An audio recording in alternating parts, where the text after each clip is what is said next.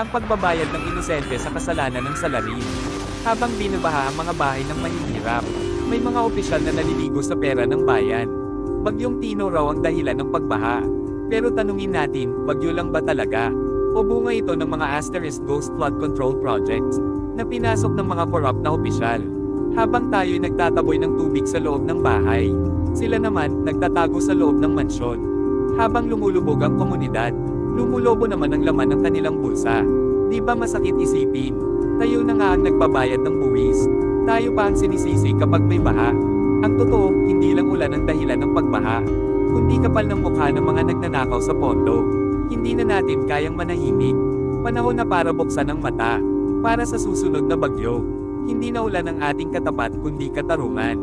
I-like mo ang video kung sawa ka na sa korupsyon. At i-follow mo ako para sa mga kwentong bumubulgar ng katotohanan. Tayo ang boses ng bayan. Huwag kang manahimik.